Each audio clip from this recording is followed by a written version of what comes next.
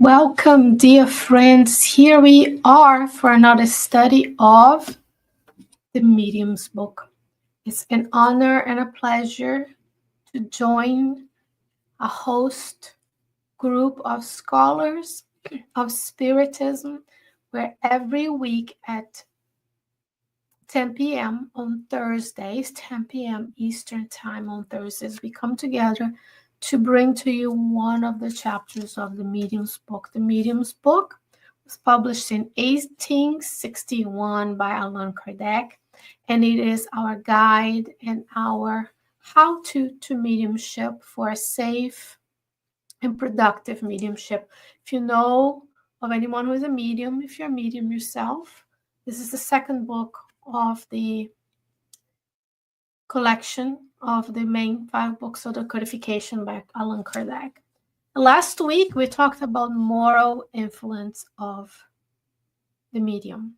So we were talking about how, independent of how morally evolved someone is, they could be mediums. So we have mediums of greater qualities that are morally lacking, and we have we have mediums who are morally evolved and have good mediums capabilities. And they talk about how the more morally evolved we are, better spirits we attract, more likely we are of receiving communication of high elevated spirits versus when we dwell in conduct that is against God's law. That's what moral development is, right? Is when we go to the Spirit's book, part 3, the Divine Laws, first chapter, we learn the good is fulfilling God's law and evil is when we deviate from it. So a lot of us on the world of trials and expiations have a lot to learn from the Spirit. So without further ado, what do you think, friends? Today,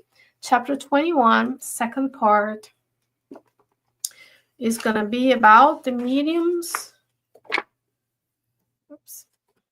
The influence of the surroundings. So what do you think? Before we go through the context, how do you feel about knowing the surroundings? Let's ask us questions. Where are we? Who are we? We'll go back to the Spirit's book, question 100 to 116, which is the hierarchy of spirits. Talks about imperfect spirits, good spirits, and pure spirits. Characteristics of different classes of spirits. When we go and we meditate about who am I? Where is God putting me to live? Where was I born? Where do I live today? What is in my neighborhood? What am I here to do? What are my thoughts that predominate in my mind? What are the feelings that I have? What are the actions that I take? And all of that determines the environment we create for ourselves and for our families, for our communities, for our cities, states, country, and ultimately our Mother Earth as well. So let's talk about the influence of the surroundings and the communications and what kind of surroundings would allow you and I to have a better chance of communicating with the good spirits. So the first question on item 231 is, does the surroundings in which the mediums work exert any influence on the manifestation, the spirit manifestations? So what do you think the answer to that is? So here is an image from the book In the Realms of Mediumship by André Luiz through the mediumship of Francisco Cândido Xavier. Here, notice it's very common to have a table. It's just for comfort where you put your book, where you have a place for your hands to be, right? So if there's any issues with balance or blood pressure or something, there's safety on being seated on a chair versus standings. Then, of course, the table can be round, the table can be square. And here we have incarnate beings seated around the table.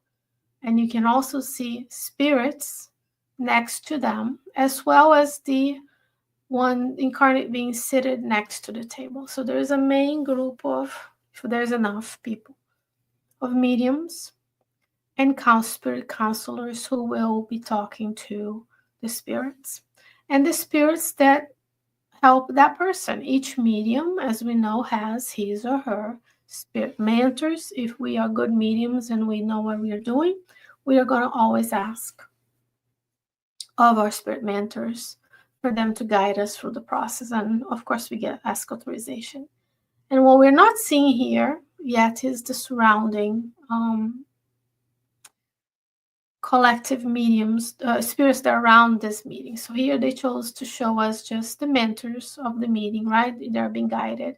You also notice this rays of light connecting the different mediums to the higher realms, because every mediumship meeting of serious nature has this connection of the higher realms. Nothing happened in our lives without authorization from the higher realms.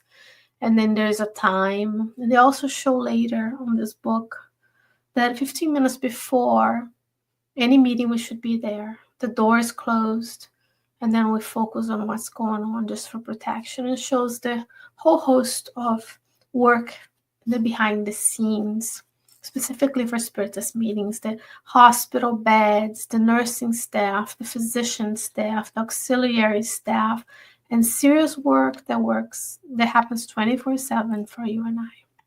And the spirits will tell us, all the spirits who surround mediums help them either for good or for evil.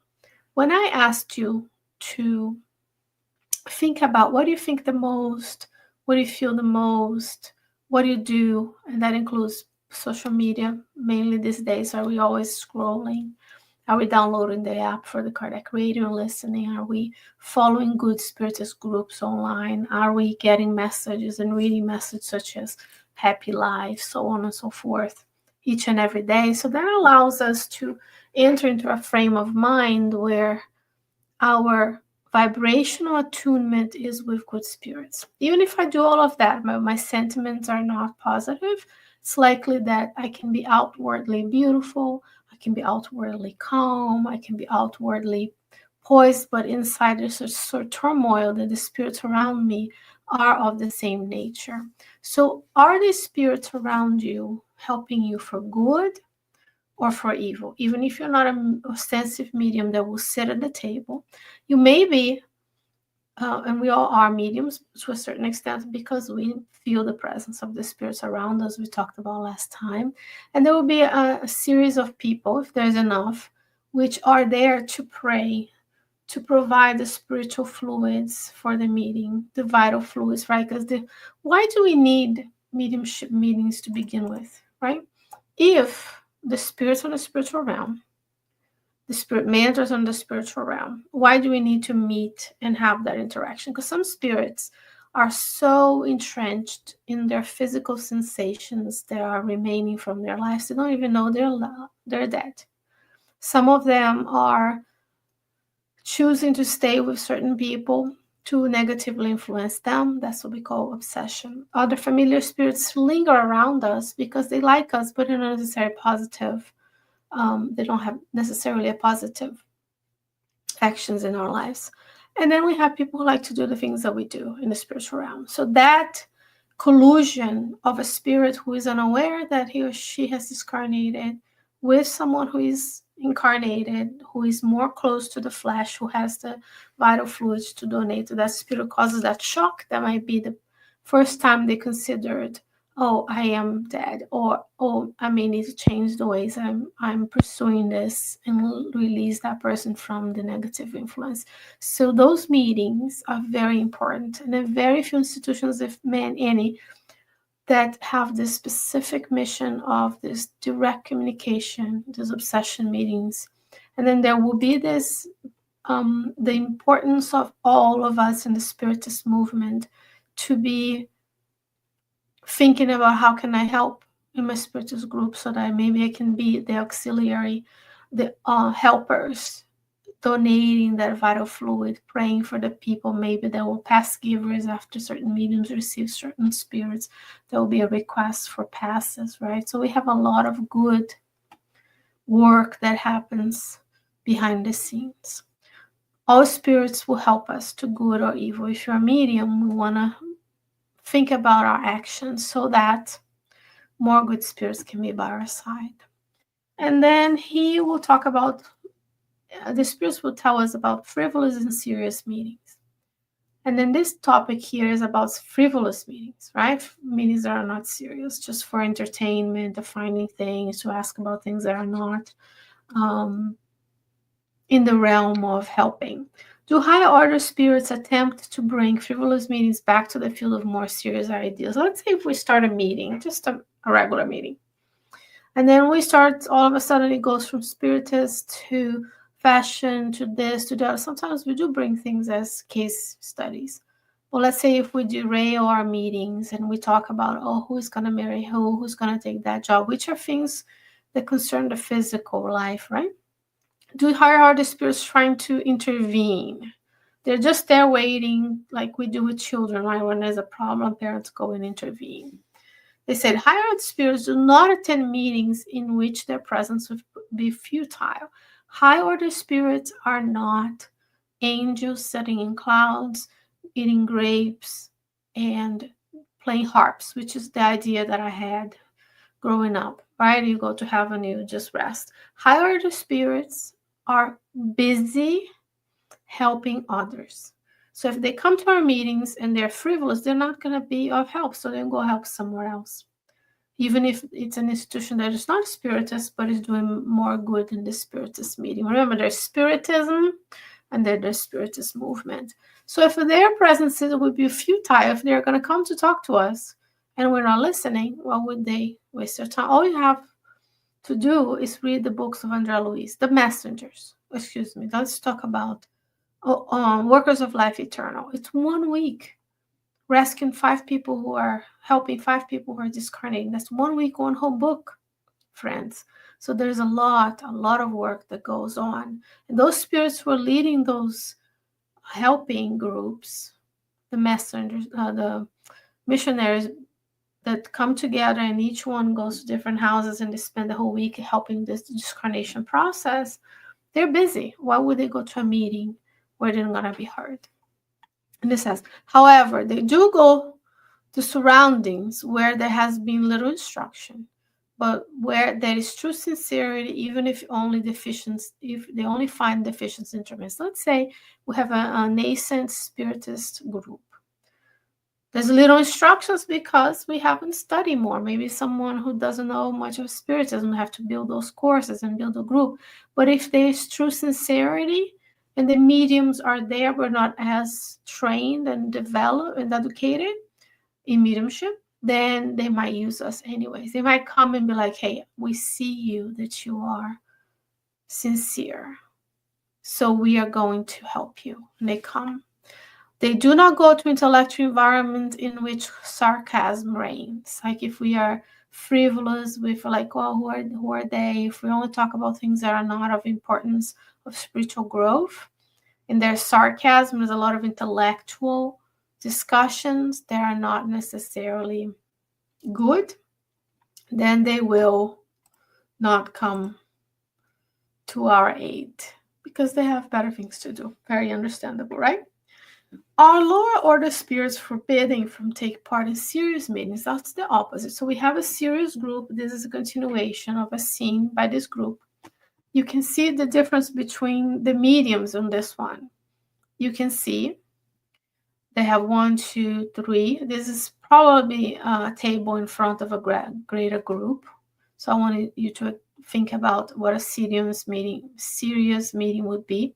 And we have here is a mentor, right, of that person. Could be a physician giving passes, but it could be someone who is a mentor of that person. We have a medium, and you can see the development of the mediumistic, the cone, which is the vital center that connects you with the higher realms, very developed. Let's look at the previous picture.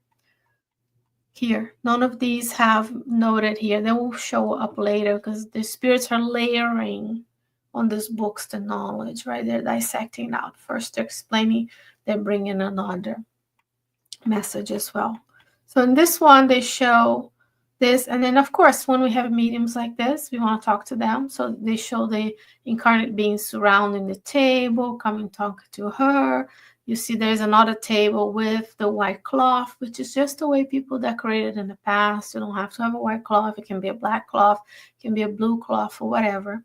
It's just the way people wanted to make it pretty. right? And then here you have spirits around. Inside the light, imagine when you go into TSA, right? There are lines. There's a physical barrier, and you have to go through the snaking line. Here's the same. There is a ray of light forming this shield. It's the same as the do not cross line that the police put, but that's vibratorily created by the spirit mentors of the group, by the mediums themselves. We have a lot to contribute into our thoughts and feelings and cohesion and harmony between the groups. And then there are spirits who are allowed in the meeting, but they stay outside. And that's what the spirits are going to talk to us about. No, they don't take part of the meeting, but sometimes they're present at the meetings to take advantage of the teachings that we receive. But they're kept quiet like ignorant listeners during a meeting of scholars. Of course, if the spirits allowed serious meetings to be stopped by lower order spirits, we're not talking about spirits who are suffering, who are obsessors, who are going to be there to receive the disobsession treatment or give messages or talk to someone.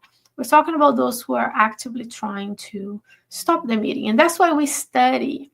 We study to understand what the meeting is about, who is there. We study to know that sometimes the spirits will come and tempt us and start talking about things that are not important and cut it. So we have to do there. So they stay there, but they are almost like mute. They're unable to speak. They're there to receive the teaching. Maybe they come with us, the incarnates who will receive the passes and the instruction, and they come to listen as well. Because when we learn, our spirit, what we call obsessors, sympathetic spirits, or familiar spirits, they all learn with us. They all grow with us. And if we grow and we can't be in attunement with them anymore, they may go elsewhere as well. So serious meetings are protected, are scheduled. They happen under the guidance of the spirit mentors. It's not about us, it's about them, right? So that's what's very important. And they will tell us spirits are everywhere. They are constantly around us, next to us. They watch and observe us. They interfere in our meetings. They follow us or avoid us, depending on whether we attract or repel them. Again, the surroundings that we create for ourselves. And I'm not just talking about the physical surroundings of cleanliness, organization, so on and so forth, but also the spiritual environment. Here are some examples from the realms of mediumship on your right column if you're watching this. Is there spirits chatting and sitting on a bench at night? How do I know it's night? There's a moon right in the picture. And here they are. Make it bigger. Here they are. And the spirits are chatting. In the background, it might be a little harder to see because it's small. There are other types of spirits. The spirits that are depicted as dancer. They usually on these pictures depict spirits who are higher order or working for the good in lighter clothing of the style of the 40s and 50s and 60s when these books were written, right? They mostly have ties and tunics and so on. Here is a middle image of spirits all over people who are doing happy hours. This is a spiritual environment of lower level. And I know it hurts a lot of feelings when I say this, but alcohol is not only a toxin and a class 1 carcinogen. It causes cancers. In the US alone, 70,000 cancers. And then we have like about 40,000 related alcohol deaths that it's counted that we know of. And people just drink because I want to go to my happy hour. There are other ways to relax and entertain ourselves. Alcohol, smoking of any kind, tobacco, marijuana, and there's lots of research that show negative effects. And remember, people still choose to go. There's anything wrong with going to a restaurant with your friends? No. But what kind of activities are we engaging? And we know every club and restaurant after a certain time, the environment shifts as well. But even in those places, you see the spirits. They're looking for a specific person who is there drinking, and their spirit obsessors there with them. So be mindful of what you consume in terms of our phones, but also what we consume in terms of substances, legal or illegal. And at the bottom here, you have an old style ambulance going into respond to a scene. That's why it's important. We open the roads for the ambulance. We let them go, and we pray for those responders to be inspired by the physicians, the nurses, the technicians, the EMS in the spiritual realm to deliver the aid that is needed, as well as the police, right?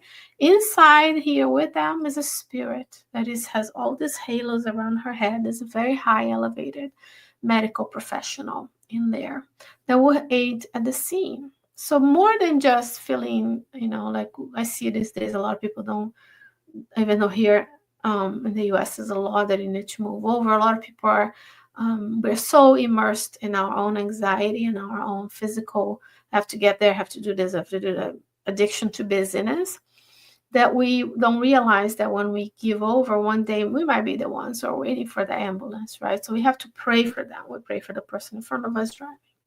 And here's another image from the book Life Goes On. This is a birth. And there is 4 incarnate people in this picture, in these images. This is all Projeto Imagem. There are depict pictures inspired in the books of André Luiz.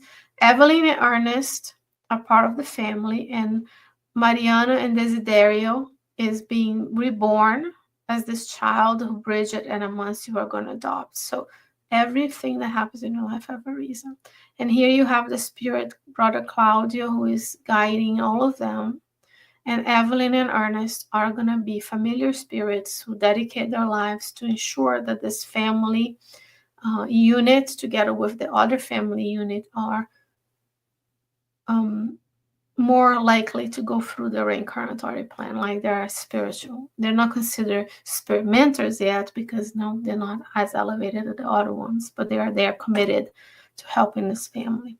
So they're everywhere, friends. You go to the hospital, here's a good image, right? But if you go to the ICU, if you go to the ER, there are spirits in every hospital. Work in a hospital, I feel them. They are of negative influence to those who are there ill. Especially I work in a military hospital. There's a lot of extra difficulties working with the military population based on the actions they did defending their country. So we have to think about it. The spirits are watching, they interfere. Of course, they're going to interfere in the mediumistic meetings. And here's another image. Sorry, we'll make it a little smaller here. Where you see spirits giving passes to a person who is about to discarnate, is convalescent. That's why it's important to let the natural course of disease go through. Because during those moments where you and I are afflicted, thinking about easing the pain of that discarnation, the spirit mentors are there, the technicians are there, they're helping with the detachment, they're helping with that person. Sometimes the last minutes is the minutes of lucidity. So the surroundings that we create for ourselves are going to impact ultimately the surroundings. The mediums can act, because when we go in the mission book Missionaries of the Light, this is very clear. There's a group of spirit incarnate beings who are trying, and they can't get good communications. And then this mentor tells André Luiz what's going on with each one of them. One is drinking alcohol, the other one is cheating on the wife, the other one is using some sort of drug problem, and the other one is eating too much. So none of them are taking care of their physical, and they're unable to connect because their bodies are so busy, because you have to have some level of detachment, right? When you come to the meetings, you meditate. So none of them are doing things in their daily lives that would make the environment appropriate for the communication with the good spirits. But the mentors are there. They're helping, they're inspiring, they live with us, and they also beautifully show how after a while, when they leave the center within 3 minutes, with the spirits who were inciting them to continue on the negative, unhealthy habits, retach, and they go on to just repeat everything until the next meeting. But they are everywhere, and of course, they're going to follow or avoid us. If we do the good, we attract the good ones and repel the next ones. And if we don't do the good, then we attract the ones who are not interested in the good. So that comes back to the topic of sympathy and empathy. So we are constantly attracting different things. What are you attracting? You're a magnet. Not only you are a vibrational being who is vibrating out of the universe with your thoughts, you're also attracting, right? What you send out is what comes back to you. So if I send hatred, I receive hatred. If I send anger, I receive anger. If I send goodness, I receive goodness. The Spirit will tell us. We are surrounded by those who have an affinity with our own spirit according to our advancement. So let's think about this. Someone like Chico Xavier and Divaldo have an affinity with higher order spirits to help them because they are more advanced in certain aspects than we are. They're also expunging things. Remember, Divaldo and Chico had diseases as well on the physical body. So these are from previous lives. They're coming here showing to us that it's possible. It's possible, friends, to renounce what the world is asking us to do. What is the world asking us to do? Stay connected, because you have to know, you have to have notifications. Do as much as you can, because you're going to die anyways, right? Get as much activities and much experiences. This is all because we are numbing ourselves to the truth. If people think of themselves, you were born somewhere. The majority of spiritists in the US were born elsewhere. And God brings you to this place, and there is a spiritist group, and you know of spiritism.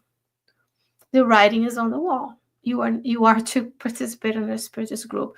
And yes, if you participate in the spiritist group and not in the Brazilian, for example, majority of spiritists here are Brazilians, not in the Brazilian community, you are going to have to give up some activities on a Sunday, some activities on a Saturday. You're going to have to volunteer.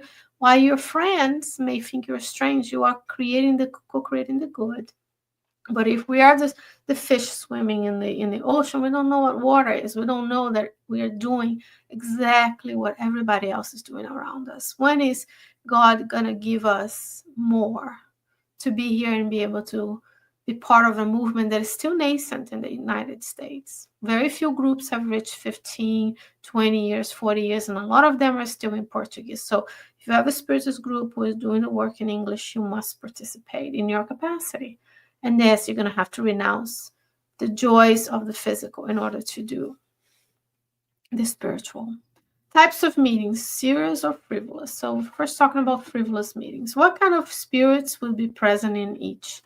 I think we're talking about the magnet. So if you're meeting for the serious, then the serious spirits will come around us. But if we're meeting for frivolous reasons, then the frivolous spirits will around us. And the spirits will tell us in item 232, every time persons meet there is amongst them a concealed assembly of spirits who sympathize with their good qualities or imperfections, aside from all thoughts of evocation. So let's stop here, because maybe we are serious and we are evoking, I don't know, Peter, Saint Peter, come talk to us, or Bezerra de Menezes, or Joana de Anjos, or whoever. But if we are sympathizing with spirits of a lower order, how are we going to evocate someone higher and expect them to be there? Now, suppose there's a possibility of these persons in the meetings to communicate with beings from the invisible world. So if the serious meetings have mediums in them, which is likely, which spirits respond to their call? Obviously, the ones who are already there. So if we are in a meeting and all we're worried about is getting more of a club aspect. We're there for the party, we're there for the food, we're there to get together, because we all are. But we have to think about the real needs of studying and doing things for the good. The spirits are already there and you're ready to communicate, they will say first, because we sympathize with them first. Then later comes the good spirits who are dictating our meetings as well. In serious meetings, the spirits will tell us serious meaning is not sufficient for receiving elevated communications. We can meet and pray that Jesus speak to us. Mary comes, Joana de Angelis, right? They all come talk to us. But that's not enough for us to receive elevated communication. And of course, I'm giving examples that are higher. But we are talking about elevated communications from the spirit mentors of the group, or the heads of the spirits who help. More than anything else, it is the heart that attracts good spirits. So what kind of heart measures are we bringing to the spiritist meetings? If we're going to go to the spiritist meeting with some, I want to increase my business, I want to meet others who are the same, I want to sell my whatever, then is the heart attracting the right things? Of course, we go to the meetings and eventually we get to know each other. Eventually, friendships might develop. but why am I going there? What is my heart attracting? Is my heart attracting power? Is my heart attracting things that are not elevated? It says no moral condition impedes spiritual communications, but if our moral conditions are bad, we'll communicate to those who are similar to us. So someone who has a moral condition of, I don't know, Hitler, Mussolini, we talk about any dictator in the world, right? In China, there's a couple of them, who are only thinking of themselves and subjecting the people who they're leading into difficult conditions, as South Korea, for example.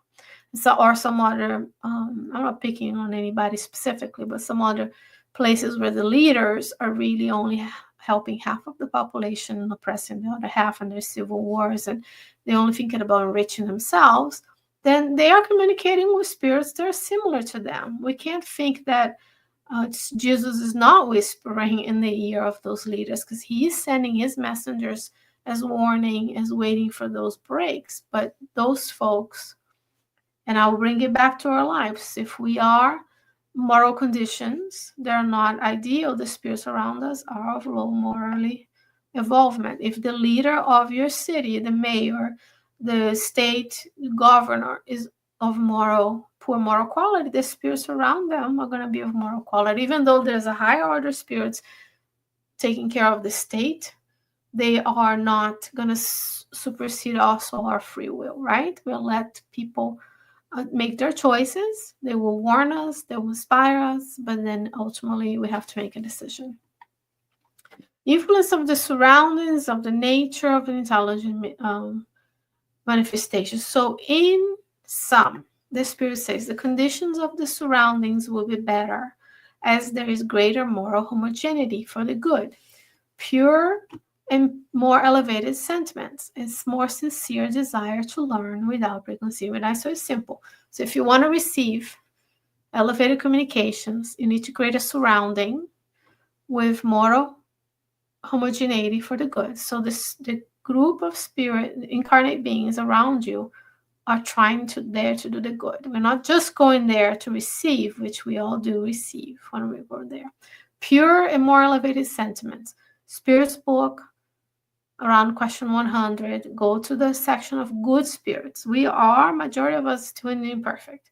Go to the good spirit section, because the pure spirits, we didn't even get a description, because it's a little way beyond what we can do on the earth.